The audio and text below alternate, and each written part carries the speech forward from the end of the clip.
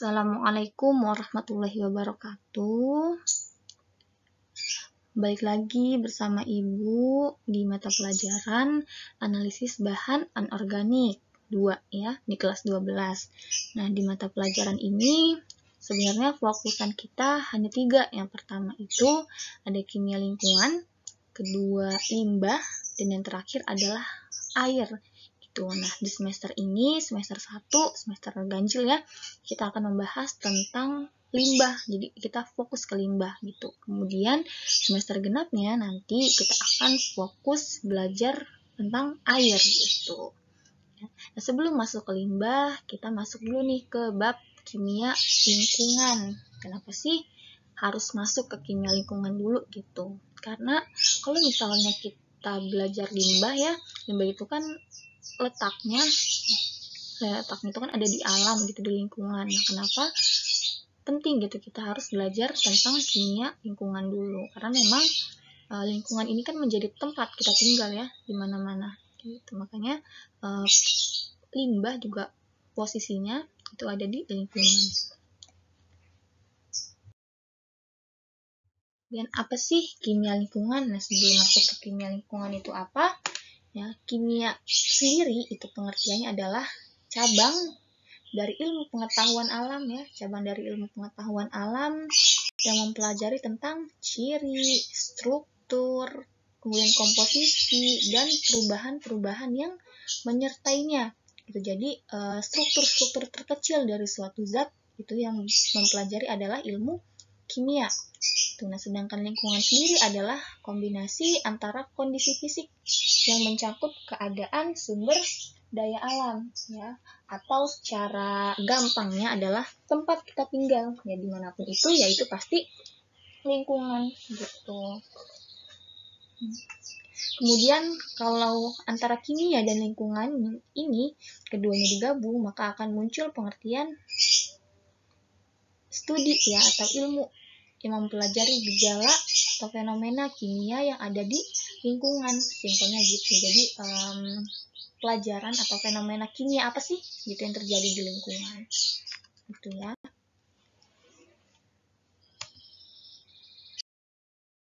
Kemudian peran kimia di lingkungan gitu. Kenapa sih kimia itu penting banget ada di lingkungannya?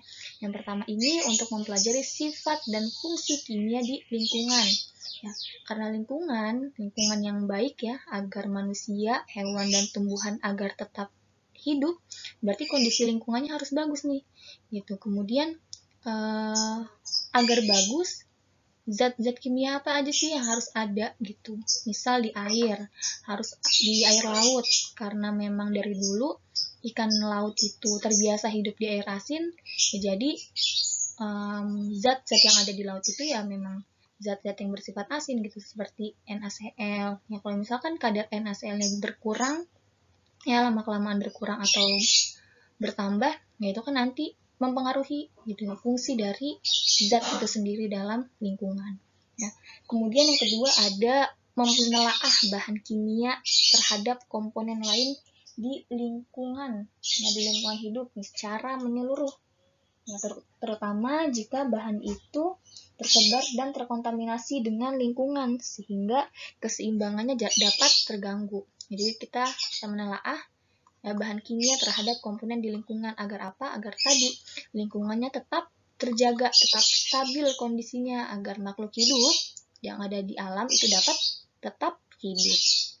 Kemudian yang ketiga itu untuk menentukan batas penyebaran bahan kimia di lingkungan ya. Tadi balik lagi agar lingkungan ya itu tetap stabil, tetap dapat ditinggali oleh makhluk hidup ya, berarti harus ada batasnya nih. Ambang batas bahan-bahan berbahaya yang terdapat di lingkungan itu maksimal berapa sih gitu, atau bahan yang baik di lingkungan itu minimal berapa sih adanya kayak gitu. Nah, ini kan kimia ya yang mikirin gitu. Selanjutnya pencemaran lingkungan. Apa sih pencemaran lingkungan? Kalau dengar kata pencemaran itu udah pasti konotasinya itu negatif nih. Jadi nggak ada ya pencemaran yang bersifat positif, ya pasti dia bersifat negatif. Pencemaran lingkungan sendiri merupakan perubahan kondisi lingkungan yang tidak menguntungkan atau merugikan. Jadi udah jelas ya, karena dia konotasinya itu negatif, jelas tidak menguntungkan. Sebagian ini dapat disebabkan karena manusia, aktivitas manusia ya, akibat disebabkan perubahan pola penggunaan energi dan materi, tingkatan radiasi, bahan-bahan kimia atau fisika dan organisme. Jadi bisa disebabkan oleh manusia, bisa jadi disebabkan oleh alam. Intinya adalah pencemaran lingkungan terjadi ketika masuk atau dimasukkan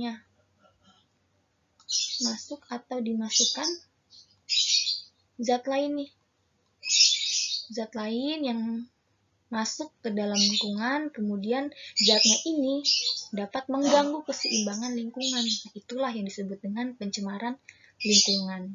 Jadi ada zat lain yang tidak dibutuhkan atau dibutuhkan tapi jumlahnya lebih, kayak gitu, melebihi ambang batas yang sudah ditentukan. Itu yang disebut dengan pencemaran. Kemudian ini ada salah satu contoh pencemaran lingkungan yang pernah terjadi di Indonesia. Ini terjadi pada tanggal 31 Maret 2018. Ini terjadi tumpahan minyak di Laut Balikpapan. Tumpahan minyak ini itu disebabkan karena tertabraknya pipa yang ada di bawah laut milik Pertamina oleh kapal kargo MV Jagger di Teluk Balikpapan. Jadi dalam laut itu ada pipa yang isinya minyak. Minyak ini itu tertabrak oleh kapal. Pipanya tertabrak oleh kapal, jadinya retak, pecah. Minyak yang ada di dalam pipa itu keluar. Ketika minyaknya ini keluar, udah dia akan menyebar ke dasar laut kayak gitu. Pipa tersebut digunakan untuk mengirim minyak mentah dari terminal Lawe-Lawe di Penajam Pasar Utara ke kilang minyak Balikpapan. Balik lagi ya ke ini tadi. Dalam pipa itu kan ada minyak, terus ketabrak nih, terus pecah. Minyaknya karena minyak dan air laut itu punya sifat yang berbeda.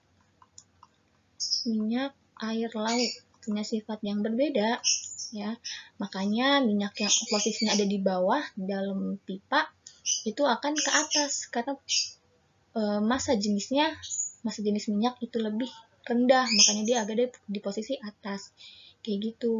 Kemudian gimana nih kalau minyaknya itu masuk ke dalam air laut? Ya akan terjadi pencemaran gitu. Kemudian gimana sih cara mengatasi pencemaran nih?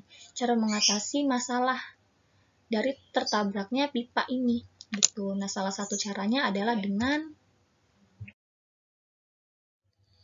ini ada salah satu contoh penanggulangan dari masalah tumpahan minyak tadi. Ini Ibu ambil dari link YouTube ini. Kalau kamu mau lihat fullnya bisa di sini ya. Yang Ibu tampilkan sekarang itu udah versi singkatnya, udah Ibu potong-potong. Caranya adalah dengan menggunakan integrated control sorbent. Sorbent ini merupakan sejenis busa besar yang digunakan untuk menyerap minyak kayak gitu. Gimana cara kerjanya? Kita lihat videonya ya. Bagaimana cara kerja integrated control sorbent? Pada saat terdapat tumpahan minyak di laut, maka petugas akan datang ke lokasi dengan menggunakan jalur udara atau helikopter. Setelah tiba di lokasi, sensor kamera yang ada di bawah helikopter akan aktif. Kamera akan membaca kondisi laut dan mencitrakan tumpahan minyak dalam bentuk warna-warna yang diskrit. Tujuannya agar user atau pengendali yang berada di helikopter dapat dengan mudah memfoto lapisan laut yang terkena tumpahan minyak gitu. Dari hasil foto tersebut, akan muncul warna-warna nih. Yang hitam-hitam ini merupakan limbahnya ya, minyaknya, kemudian yang biru air lautnya gitu. Sudah melakukan eksekusi pembersihan minyak. Tak lama setelah itu, bom sorbent akan diturunkan. Sistem navigasi pada sorbent yang meliputi GPS, transmitter, dan receiver akan aktif. Tidak hanya sistem navigasi dihasilkan oleh sensor kamera, maka user akan mengendalikan sorbent untuk membuat perisai agar tumpahan minyak tidak aktuator. Below sorben diturunkan untuk menyerap tumpahan minyak yang ada di laut. Setelah itu, user dapat mengendalikan below sorben secara manual maupun secara otomatis atau yang biasa disebut dengan otonom. Mirip dengan sistem kendali manual, sistem kendali otonom juga mengirim dan menerima sinyal dari sorben. Akan tetapi, kemudian kita tahu posisi limbahnya, posisi minyaknya itu di mana, kemudian busa panjangnya ya, busa panjangnya, sorben panjangnya itu digunakan untuk mengelilingi agar minyaknya tidak kemana-mana ya. Setelah ketahan nih dalam satu lingkaran, baru diturunin pilownya. Pilownya juga semacam busa yang digunakan untuk menyerap minyak-minyak yang ada di dalam sorben tadi gitu. bagaimana cara kerja